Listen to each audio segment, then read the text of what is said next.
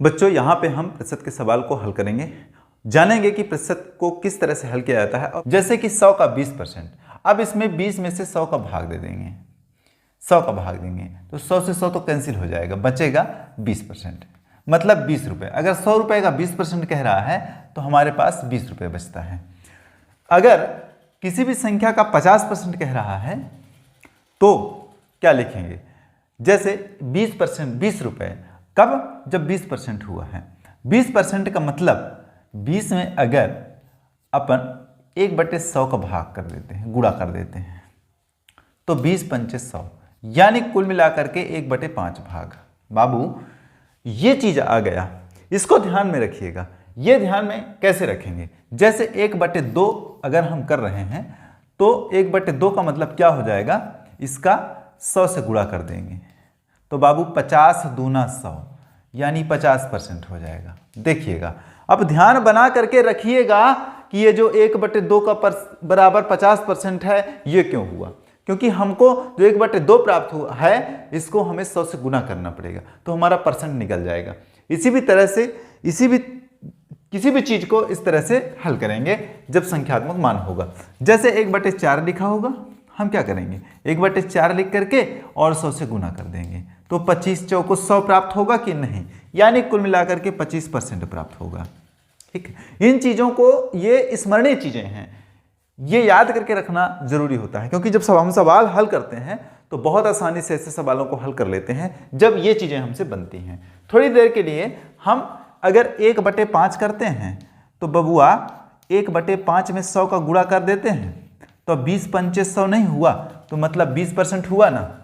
अब ये 20% हुआ, अगर हमको 1/8 के लिए कह रहा है तो कितना परसेंट होगा, तो 1/8 में बाबू 100 का गुणा कर देंगे। जब 100 का गुणा कर देंगे तो 25 चौको 100 और 2 चौको 8, मतलब 25/2%। इसको लिखेंगे 12 दूना 24 और 1 25, 12.5%। देखिए, अगर 1/8 है तो वो 12.5% है, कुल मिलाकर और कुछ नहीं है। अगर वो है 1/8 है तो 12.5% है। देखिए, आगे की कंडीशन भी इसी तरह से हमको हल करना है। जैसे कि हमको अगर 1/10 कह रहा है तो इसमें 10 से गुणा कर देंगे, 100 से गुणा करेंगे और ये हो जाएगा हमारा 10%। बस ना, बस 1/16 कह रहा है तो इसको भी 100 से गुणा करेंगे बाबू, तो कितना, 2 4 चौको 16, 25 चौको 100, यानी 25/4। अब 25/4 का क्या मतलब है बाबू, 25/4 का मतलब है 4 छंग 24 और 1 25, 6 सही 1/4%।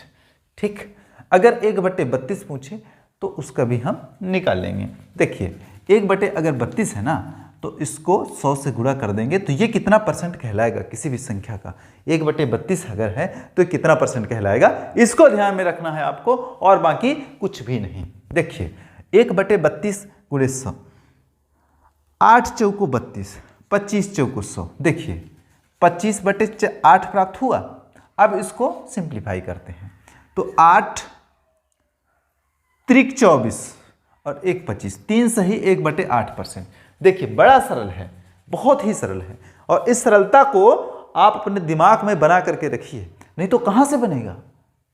क्या बात है, ओहो क्या बात है, क्या बात है बाबू, क्या बात है। इस तरह से सवालों को हल करेंगे, लेकिन जब ये चीजें हमको बनेगी तब हमसे कहा जाएगा कि बाबू 500 का 30% निकालो, तब हम क्या निकालेंगे, 30 में 100 का गुणा कर देंगे, यानी 500 में 30/100 का गुणा करेंगे, क्योंकि 30% निकालने के लिए कह रहा है। तो 00 काट दोगे, 5 तिहाई 15 और 150 प्राप्त हो गया, यानी 500 रुपए का अगर 30% है ना तो वो 150 है। देखिएगा, ध्यान से देखिएगा। लेकिन अगर हमको ये कह रहा है कि 30 का 50%, तब हम उसी हिसाब से लगा लेंगे 30 का 50%, तो बाबू 30 का 50% बटे 100 करो दो, आ जाएगा 50 दूना 100, यानी 15 दूना 30, मतलब 15 आ जाएगा। ठीक, लगाओगे, दिमाग में लगाओगे तो 30 का 50% तो ऑलरेडी 15 होगा, 100 का 50% तो ऑलरेडी 50 होगा। इस तरह के इन चीज़ों को याद रखिएगा, ये बहुत स्मरण करने योग्य बातें हैं। इनमें अगर हमें कोई भी सवाल आ जाता है तो सीधे हमको 50%, 25%, 20%, 12.5%, 6 सही बटे 4% और 3 सही बटे 8%, ये सवाल, इस तरह के सवाल अक्सर करके आते हैं और इन सवालों को ध्यान में रखना होता है हमको, तब ये सवाल जा करके हमको सरलता से आने लगते हैं। कुल मिलाकर के कहें कि प्रतिशत किसी भी संख्या का उतना ही भाग है जितना वह अंश के रूप में पूछ रहा है।